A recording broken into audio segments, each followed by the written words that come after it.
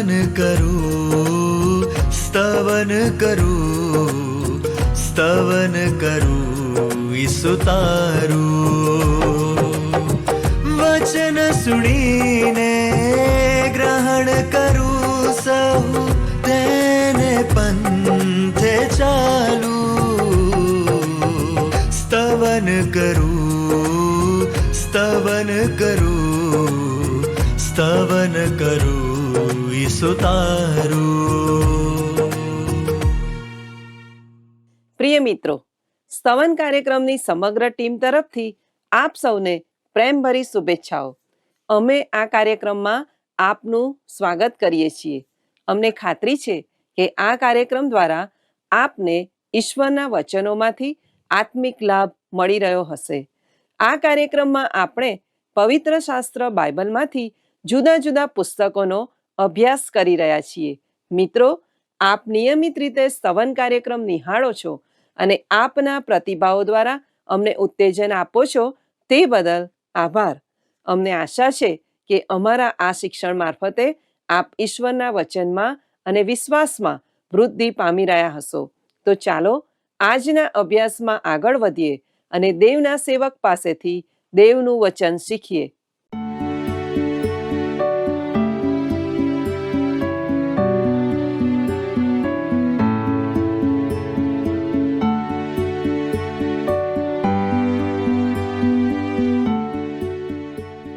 વહાલા દર્શક મિત્રો, કેમ છો? આજના સ્તવન કાર્યક્રમમાં આપનું સ્વાગત કરું છું. વહાલા દર્શક મિત્રો, આ દિવસોમાં આપણે દાનિયેલ પ્રબોધકના પુસ્તકનો અભ્યાસ કરી રહ્યા છીએ. આપણે અભ્યાસ કરતા કરતા દાનિયેલના 10મા અધ્યાયમાં આવી પહોંચ્યા છીએ. આ કાર્યક્રમ મારફતે આપને આત્મિક લાભ પ્રાપ્ત થઈ રહ્યો હશે, ખરું ને? વહાલા મિત્રો, દાનિયેલ ભૂમિ તરફ પોતાનું મોં રાખીને ઊંઘી જાય છે ત્યારે એક હાથ આવીને તેને સ્પર્શે છે. મિત્રો, આવો આપણે દાનિયેલનું પુસ્તક તેનો 10મો અધ્યાય અને 10મી કલમને વાંચીએ.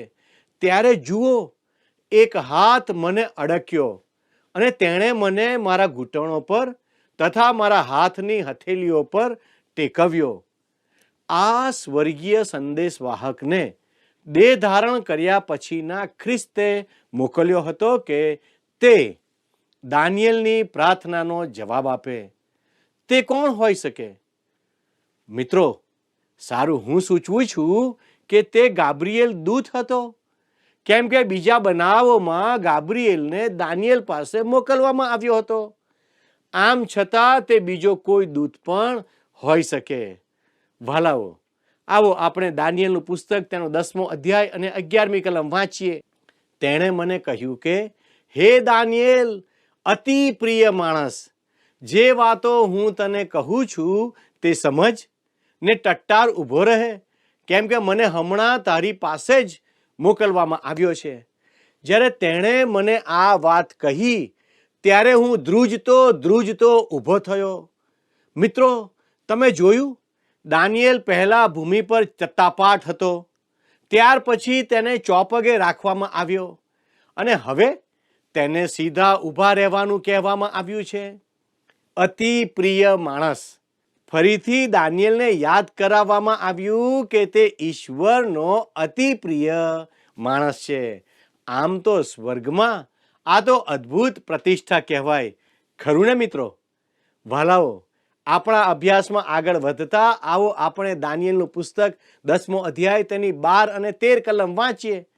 ત્યારે તેણે મને કહ્યું કે, હે દાનિયેલ, બીસમાં, કેમ કે તે તારું મન સમજવામાં તથા તારા દેવની આગળ દીન થવામાં લગાડ્યું.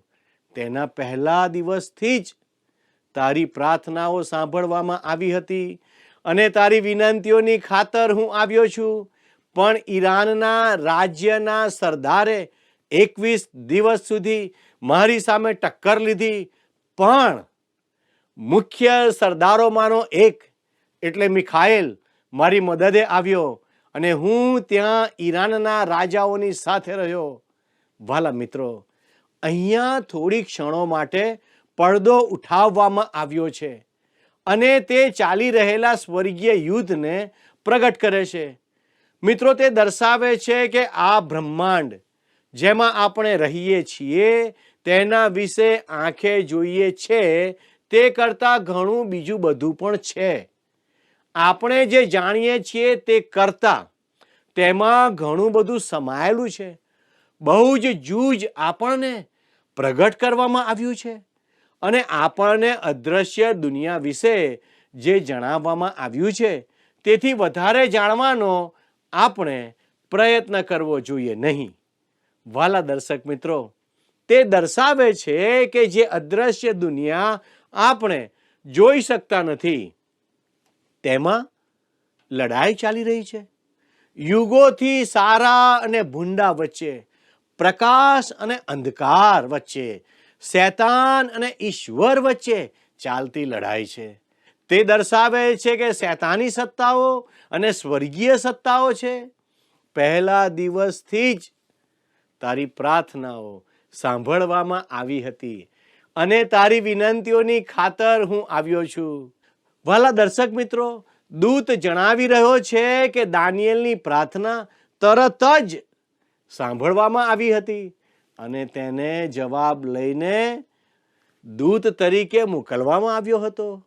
પણ માર્ગમાં તેનો રસ્તો રોકવામાં આવ્યો હતો કે જેથી તે દાનિયેલ પાસે જઈ ના શકે. આ સુંદર વિધાન છે. આનાથી સંત પાઉલ એફેસસના વિશ્વાસીઓને જે કહી રહ્યા છે તેની પર પ્રકાશ પડે છે. શૈતાનની કુયુક્તિઓની સામે તમે દ્રઢ રહી શકો માટે દેવના સર્વ હથિયારો સજો, કેમ કે આપણું આ યુદ્ધ રક્ત તથા માંસની સામે નથી પણ અધિપતિઓની સામે, અધિકારીઓની સામે, આ અંધકારરૂપી જગતના સત્તાધારીઓની સામે, આકાશી સ્થાનોમાં દુષ્ટતાના આત્મિક લશ્કરોની સામે છે.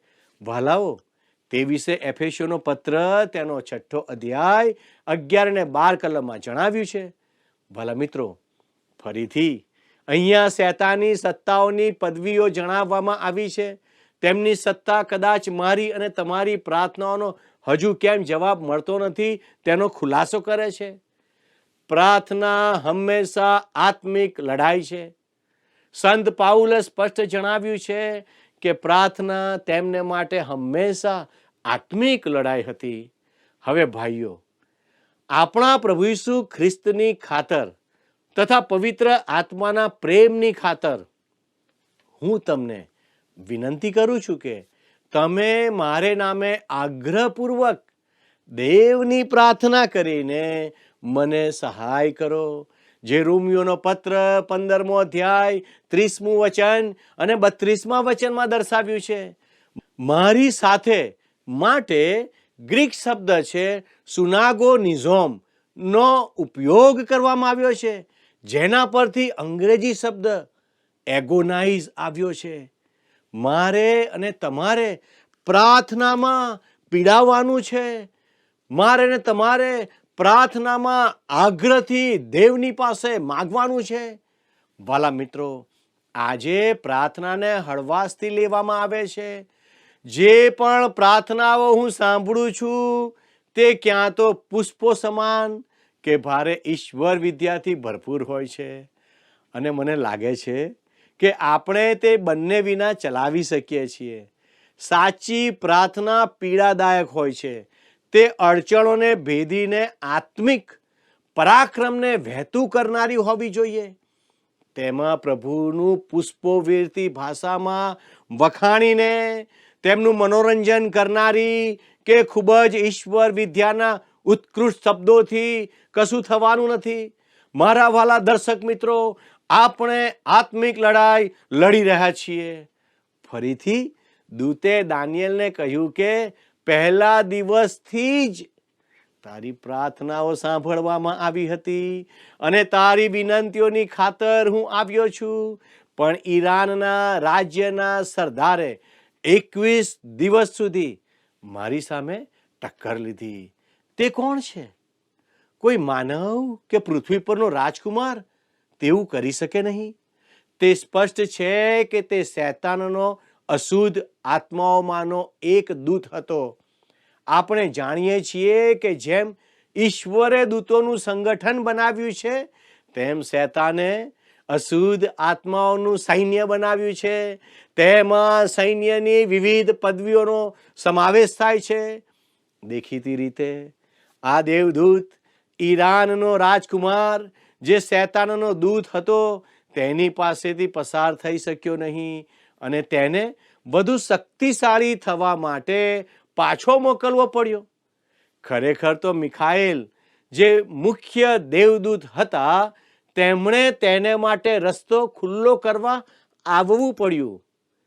શા માટે રસ્તો રોકવામાં આવ્યો? વાલા દર્શક મિત્રો, દાનિયેલને ઈરાનના અને ગ્રીસના સામ્રાજ્યો વિશે માહિતી આપવાની હતી. આપણે તે વિશે હવે પછીના અધ્યાયોમાં અભ્યાસ કરીશું. શૈતાન ઈચ્છતો નથી કે તેવા પ્રકારની માહિતી જાહેર થાય. તે ગુપ્ત માહિતી માનવ કુટુંબ સમક્ષ જાહેર કરવામાં આવે તેવું તે ઈચ્છતો ન હતો. પણ ઈશ્વર ઈચ્છતા હતા કે દાનિયેલ મારફતે તે માહિતી આપવા માંગતા હતા. પણ મુખ્ય સરદારોમાંનો એક એટલે મિખાએલ મારી મદદે આવ્યો અને હું ત્યાં ઈરાનના રાજાઓની સાથે રહ્યો. દેખીતું છે કે ઈરાનના રાજાઓને સામેલ કરતી લડાઈ ચાલી રહી હતી. યાદ રાખો કે દાનિયેલ આ સમયે ઈરાનમાં હતો અને ત્યાં દૈવી પરાક્રમની મદદની જરૂર હતી. આ એ જ સમય હતો જ્યારે દાનિયેલને સિંહોના બિલમાં રહેવાનો અનુભવ થયો હતો. તમે જુઓ મિત્રો, પ્રભુ દાનિયેલ વતી તેને જાણ પણ ન હતી ત્યારે કાર્ય કરતા હતા. ઓ મારા મિત્ર, વિશ્વાસીઓ તરીકે આપણે એ સ્વીકારવાની જરૂર છે કે આપણે આત્મિક યુદ્ધમાં છીએ. કેટલું આશ્ચર્યજનક લાગે છે કે શૈતાન આપણા પ્રાર્થનાના જીવનને કેટલી બધી વાર ખોરવી નાખે છે. જાહેર પ્રાર્થના અને પ્રાર્થના સંગતો એટલી મૃતપાય થઈ ગઈ છે. તેમાંનું એક કારણ એ કે તેમાં સામેલ થનારા ખૂબ ટૂંકી પ્રાર્થનાઓ સાથે તે જાણ્યા વગર જાય છે કે લડાઈ ચાલી રહી છે, યુદ્ધ ચાલી રહ્યું છે, તેમાં આપણે લડવાનું છે અને જીતવાનું છે. વાલા મિત્રો, તેના કારણે આપણા પ્રાર્થનાના જીવન પર બહુ મોટી અસરો પડી રહી છે. સંત પાઉલે તે વિશે ફરીથી બીજો કોરિન્થી 10:3-5 વાત કરી છે. કેમ કે જો કે અમે દેહમાં ચાલીએ છીએ તો પણ અમે દેહ પ્રમાણે લડાઈ કરતા નથી. કેમ કે અમારી લડાઈના હથિયાર સાંસારિક નથી, પણ દેવની સહાયથી કિલ્લાઓને તોડી પાડવાને તેઓ સમર્થ છે.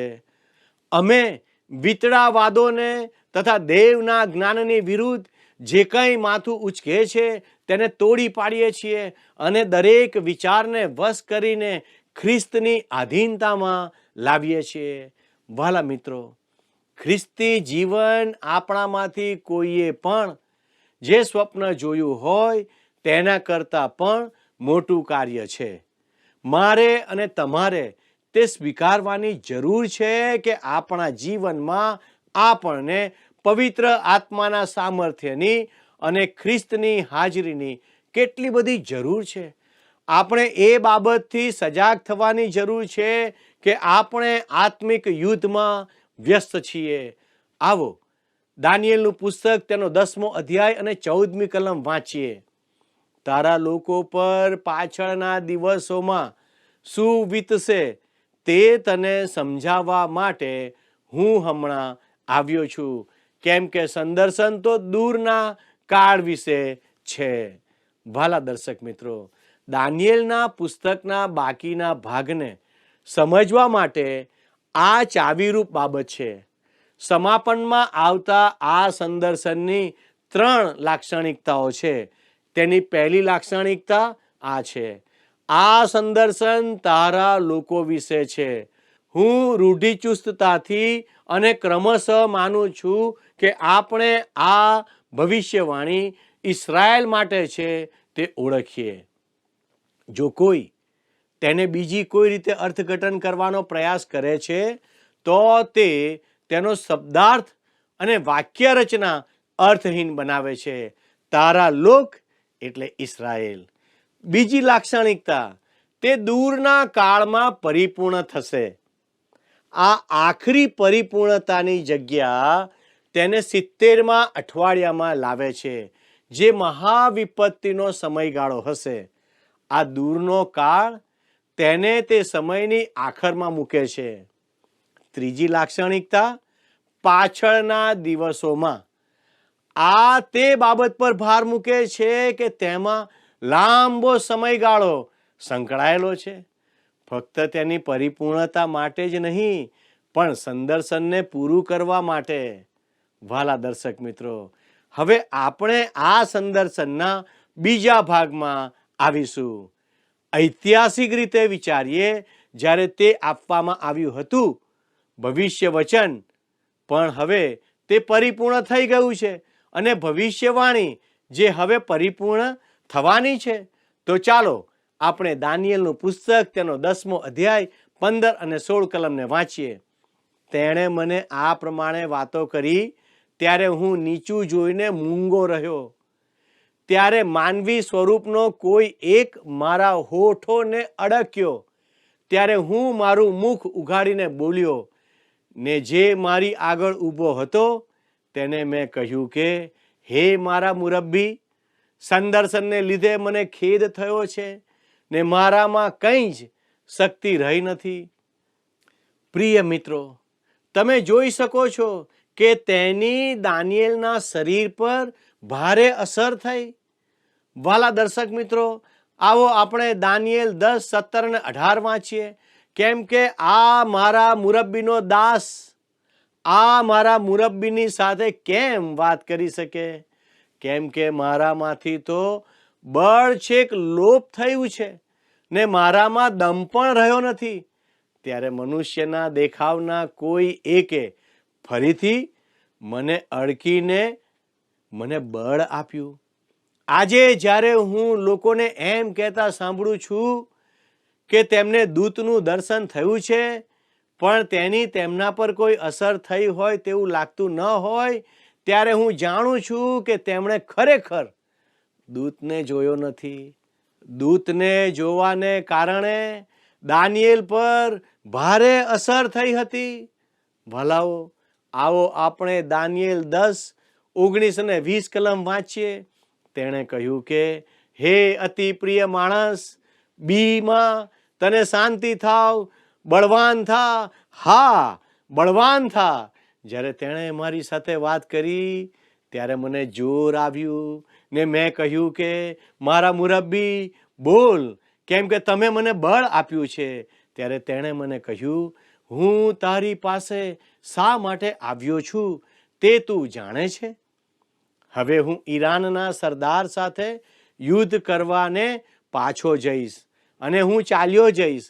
ત્યારે જો યાવાન ગ્રીસનો સરદાર આવશે. બીજો દૂત ગ્રીસનું પ્રતિનિધિત્વ કરે છે તે આવશે. બીજી શૈતાની શક્તિ. જે દૂત દાનિયેલ સાથે વાત કરતો હતો તેણે પરત ફરવું પડ્યું, કેમ કે લડાઈ ચાલુ હતી. આવો આપણે દાનિયેલ 10 અને 21મી કલમ વાંચીએ. તથાપિ સત્યના લેખમાં જે લખેલું છે તે હું તને કહીશ, અને તેઓની વિરુદ્ધ લડવામાં તારા સરદાર મિખાએલ સિવાય બીજો કોઈ મને સહાય કરતો નથી. ભલા મિત્રો, તથાપિ સત્યના લેખમાં જે લખેલું છે તે દૂત દાનિયેલને ઈશ્વરના વચનો તરફ ફેરવે છે. લખેલું એટલે જેને નોંધવામાં આવ્યું છે. બીજા શબ્દોમાં, દાનિયેલ ઈશ્વરના વચનોથી વિરુદ્ધ કશું પણ જોશે નહીં કે સાંભળશે નહીં. મારા મિત્ર, આત્મિક યુદ્ધમાં ઈશ્વરના બાળક પાસે ઈશ્વરના વચનથી વધુ અસરકારક કોઈ હથિયાર મળતું નથી. તેને આત્માની તલવાર કહેવામાં આવે છે. અને આપણામાંના કેટલાકને તેનો કેવો ઉપયોગ કરવો તે આવડતું નથી. ભાલા દર્શક મિત્રો, ઈશ્વર આપ સર્વને મદદ કરે કે ઈશ્વર આપના દ્વારા ઈશ્વરનું વચન વાંચવાને માટે, વાગોળવાને માટે અને તેનો અભ્યાસ કરવાને માટે મદદ કરે, જેથી કરીને તમે આ આત્માની તલવારનો ઉપયોગ તમારા દૈનિક જીવનમાં ઈશ્વરના કાર્ય કરવાને માટે કરી શકો. આવો આપણે પ્રાર્થના કરીએ. વાલા પરમેશ્વર, અમે તમને ધન્યવાદ આપીએ છીએ, અમે તમારી સ્તુતિ કરીએ છીએ, કારણ કે તમે તમારું વચન મારી માતૃભાષામાં આપ્યું. પવિત્ર દેવ, તેનો અભ્યાસ કરવાને માટે મને મદદ કરો. પ્રભુ, તમે દાનિયેલને કહ્યું, બીમાં, ગભરાઈશમાં. પ્રભુ, તમે આ વચનો અમને પણ આપ્યા છે. પ્રભુ, તમે અમને મદદ કરો કે અમે હિંમતવાળા બનીએ, અમે પ્રભુ નમ્ર બનીએ, તમારી બીકમાં જીવીએ. અમારા દરેક દર્શક મિત્રોને માટે અમે તમારી કૃપા માગતા અમારી આ પ્રાર્થના ઈસુના નામમાં માગીએ છીએ. આમેન. વાલા દર્શક મિત્રો, મારો સમય પૂરો થવા આવ્યો છે. ઈશ્વર આજના દિવસે આપની સાથે રહો અને ઈશ્વર આપને મદદ કરો. એ જ પ્રાર્થના સાથે હું આપની વિદાય લઉં છું. આમેન. સુણો સુણો ત્રાતાની આ વાત જો, કારણના ભોજનમાં સૌને નોતરો. સુણો સુણો ત્રાતાની આ વાત જો, કારણના ભોજનમાં સૌને નોતરો. સુણો સુણો ત્રાતાની આ વાત જો, તારણના ભોજનમાં સૌને નોતરો. સુણો સુણો ત્રાતાની આ વાત જો, તારણના ભોજનમાં સૌને નોતરો.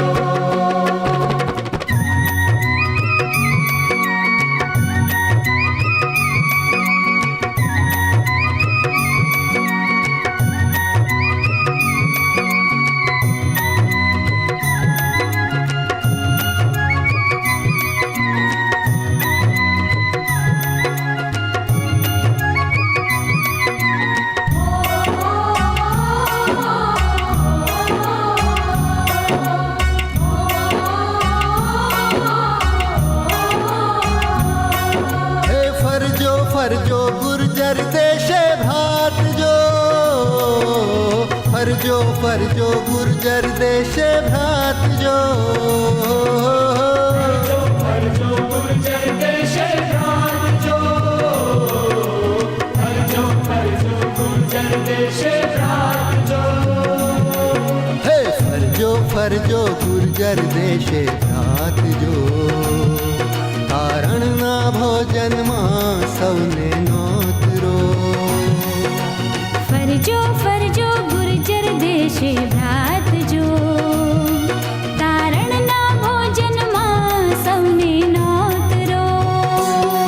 હે સુણો સુણો ત્રાતાની આ વાત જો, તારણના ભોજનમાં સૌને નોતરો. સુણો સુણો ત્રાતાની આ વાત જો, તારણના ભોજનમાં સૌને નોતરો.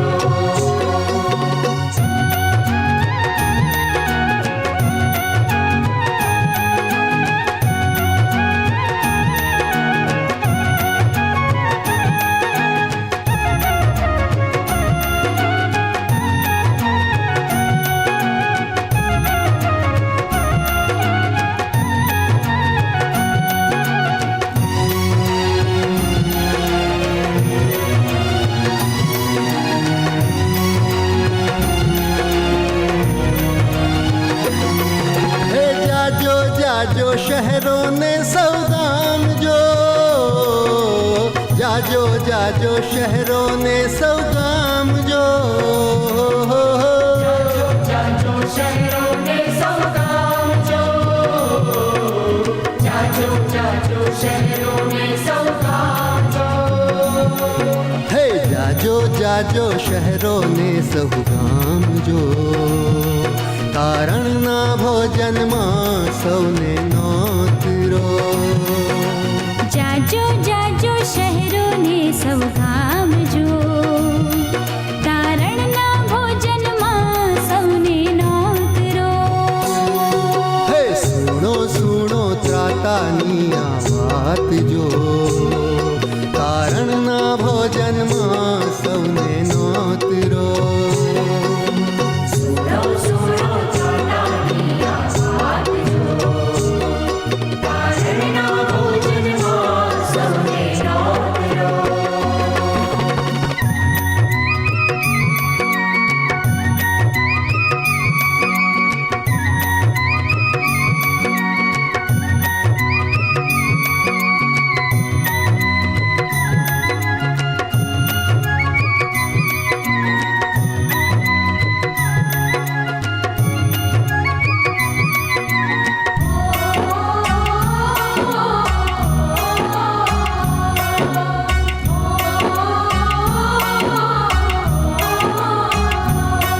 હે આપો આપો જઈને શુભ ઉપદેશ જો,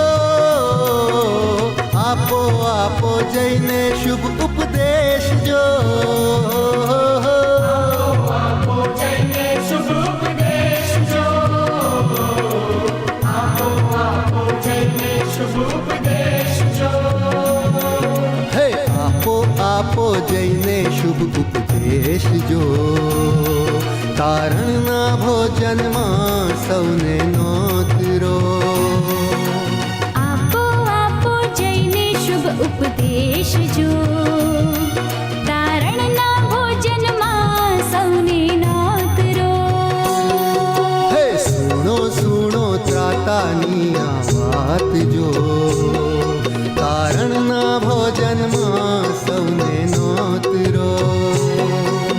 સુણો સુણો ત્રાતાની આ વાત જો, તારણના ભોજનમાં સૌને નોતરો.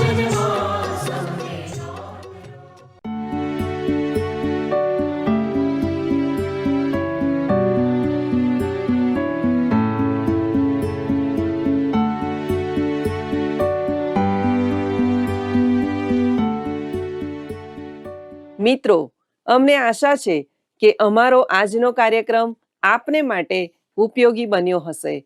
આપ સર્વ અમારો આ કાર્યક્રમ નિયમિત રીતે નિહાળો છો તે બદલ ખૂબ જ આભાર.